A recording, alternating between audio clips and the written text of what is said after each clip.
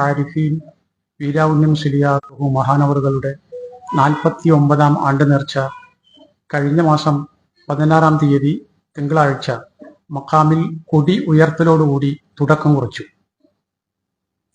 തുടർന്ന് ഇന്ന് വൈകിട്ട് കുട്ടികളുടെ വിവിധ പരിപാടികളോടുകൂടി മതപ്രഭാഷണ പരമ്പരയും ആരംഭിക്കുകയാണ്. ബഹുമാനപ്പെട്ട ഉസ്താദ് അബ്ദുസ്സലാം ബാഖവി സമസ്ത കേന്ദ്ര മുശാവറ അംഗം മുഖ്യപ്രഭാഷണത്തിനായി Sulaiman Darimi Elamkulam principal KBB college, തുടർന്ന് നടക്കുന്ന ദ്വാ സമ്മേളനം ഉദ്ഘാടനം ചെയ്യുന്നത് ഹാഫിദ് സഈദ് അഹ്സനി അൽ ഖാസിമി അൽ ഹിക്മി മഹല്ല് ഖതീബ്, തുടർന്ന് സയ്യിദ് അലിയാർ തങ്ങൾ അൻവരി അൽ ബുഖാരി മണ്ണാർക്കാടിന്റെ പ്രസിദ്ധമായ ദ്വാ സമ്മേളനവും ഉണ്ടായിരിക്കും. തുടർന്ന് 6-ാം തീയതി ഞായറാഴ്ച പള്ളിയിൽ വെച്ച്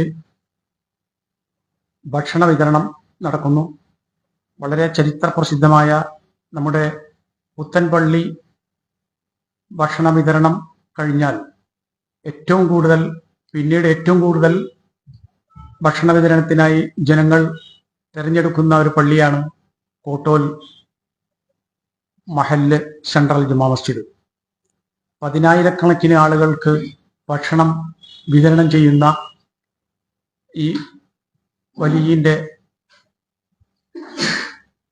ആണ്ട് നേർച്ചയോടനുബന്ധിച്ച് 5000 കിലോ ചോറും 2500 കിലോ മാംസവും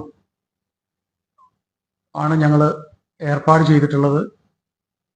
നാട്ടുകാർ തന്നെയാണ്, നാട്ടുകാരും അതുപോലെ നാടിന്റെ വിവിധ ഭാഗങ്ങളിലുള്ള ആളുകളും ജാതി മത ഭേദമന്യേ എല്ലാവരും ഈ ഭക്ഷണ വിതരണത്തിൽ പങ്കെടുക്കാറുണ്ട്.